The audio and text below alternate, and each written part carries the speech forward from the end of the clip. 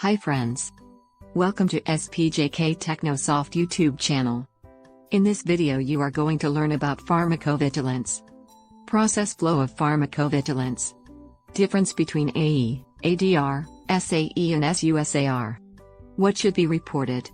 Minimum criteria for AE? AE reporting time frame. Causality assessment. WHO scale assessment. Do subscribe to our channel to get latest trending IT and pharma related free videos and webinars. This content is derived from internet and online sources. Happy learning viewers.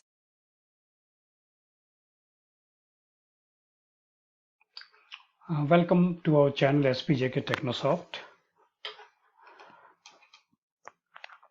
So, introduction to pharmacovigilance. This is one of the very hot topics in pharmacy. So, we are going to see a brief introduction of pharmacovigilance, what it is and what are the things which comes under pharmacovigilance.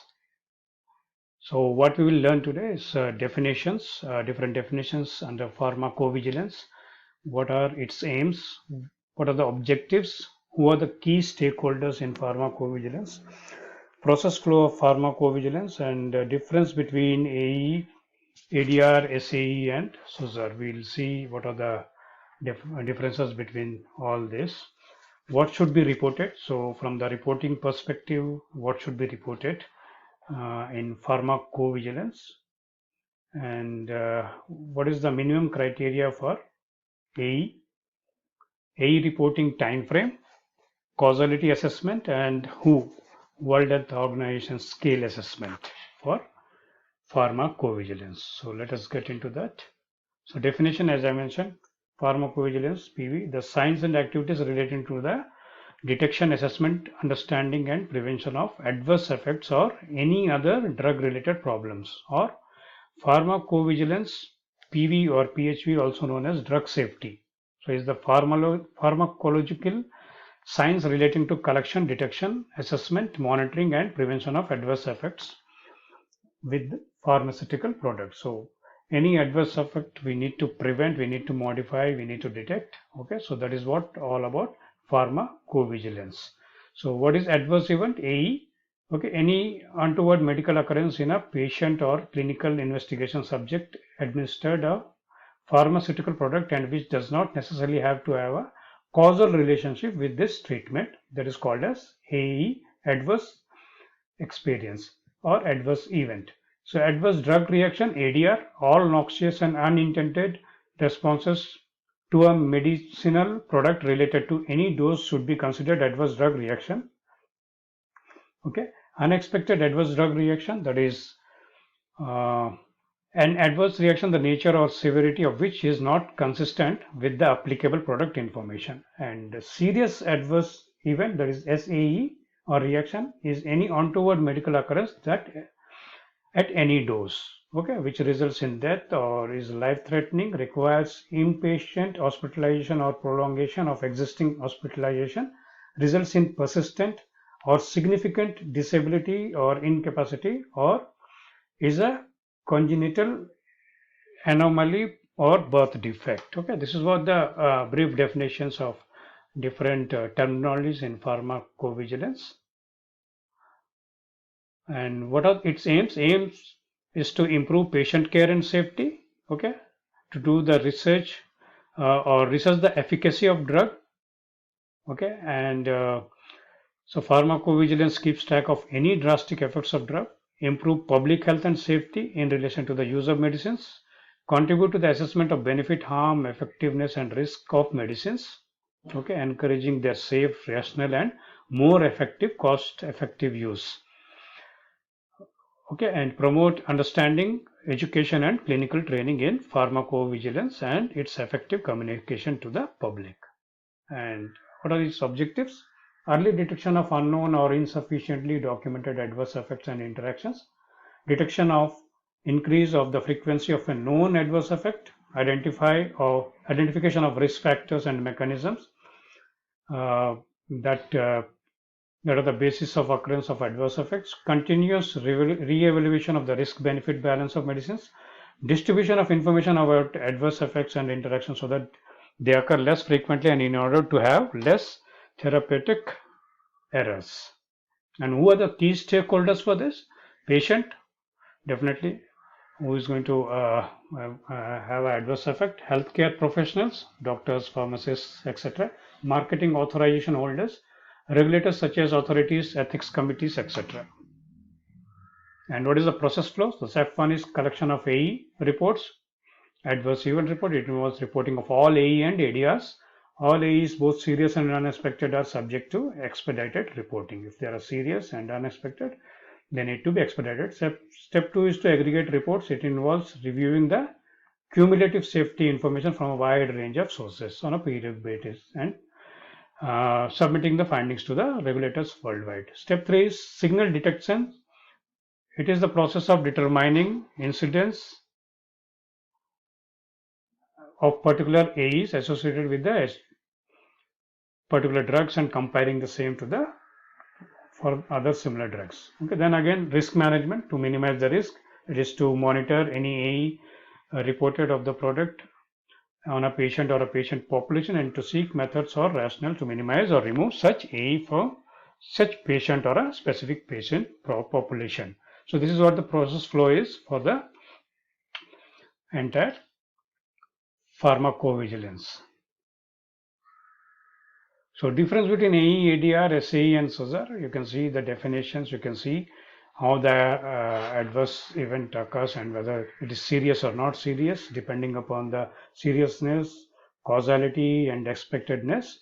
Okay, we can come to the conclusion whether this is a serious adverse reaction or a suspected unexpected serious adverse reaction, which is also known as a SUSAR. So AE is adverse events and ADR is adverse drug reaction. SAE is suspected unexpected seriousness adverse reaction, and that is SUSAR, and SAE is serious adverse event. So you can see this in the diagram that depending upon the seriousness and the causality and the expectedness, we can come to the conclusion whether it is a SAE or SUSAR. Okay, and also whether it is a adverse reaction or a adverse event. So we can see by looking into this particular diagram. Then again, moving ahead, what should be reported? So single case of serious unexpected ADRs that should be reported, and other observations: lack of efficacy in medicines used in life-threatening disease treatment, pregnancy, medication error, missed doses or overdose of off-label use, product complaints with adverse events. So these things should be reported regularly. And what is the minimum criteria for adverse event? An identifiable patient, a suspect medicinal product, an identifiable reporting source, and an adverse event. This is the minimum criteria for AE. You can have more, but this is the minimum criteria for any adverse event. So this is what the AE reporting time frame. So fatal, life-threatening within 7 calendar days, followed by complete report. All other serious unexpected ADRs within 15 calendar days, and all non-serious cases 90 calendar days as per GVP. So this is what the AE reporting time frame. Yeah. Moving on to the causality assessment. So causality assessment is a method by which the extent of relationship between a drug and a suspected reaction is established. So the evaluation of the likelihood that a medicine was the causative agent of an observed adverse reaction. Causality assessment is usually made according established algorithms like prior reports of reaction, temporal relationship between the suspected drug and adverse event, improvement after removal of drug, positive de-challenge, recurrence of adverse event when administration of drug is resumed, positive re-challenge, dose response relationship, alternative etiologies, objective confirmation, past history of reaction to same or similar medication, the lack of confounding effect, that is the event is unlikely to be due to concomitant disease. So example of causality algorithms are Kramer, Naranjo and Jones. Causality outcomes: highly probable, possible and doubtful. So WHO scale of assessment, these are the WHO scale of assessment, certain. So a clinical event including laboratory test abnormality occurring in a plausible time. So with relationship to the drug administration. And then probable likely, so a clinical event again including laboratory test abnormality with a reasonable time sequence to administration of the drug. Okay, so possible a clinical event including laboratory test abnormality with a reasonable time sequence to administration of the drug. And unlikely a clinical event including laboratory test abnormality with a temporal relationship to drug administration, which makes a causal relationship improbable. Conditional or unclassified, a clinical event including laboratory test abnormality reported as an adverse reaction. Unaccessible or unclassifiable, a report suggesting an adverse reaction which cannot be judged because information is insufficient or contradictory and which cannot be supplemented or verified. So this was a soft, I would say, brief introduction of pharmacovigilance. And if you want to know more about the pharmacovigilance and other trainings which will help you in your career growth, and because now pharmaceutical domain is the trend in the market, and if you want to make career in pharma domain and you need in-depth trainings in pharmacovigilance and as well as other pharma related trainings, so please reach out to us at info@spjk Technosoft. Thank you. Thank you viewers for your time. I hope you have gained some overview of pharmacovigilance from this video. Don't forget to subscribe our channel and press the bell icon to get latest trending technology videos. We have specific trainings designed for pharma domain which includes pharmacovigilance. We have industry experienced trainers, who will help you crack pharma interviews. For further queries or information write back to us at info@spjktechnosoft.com. Please like, share and subscribe our channel. Thank you and goodbye.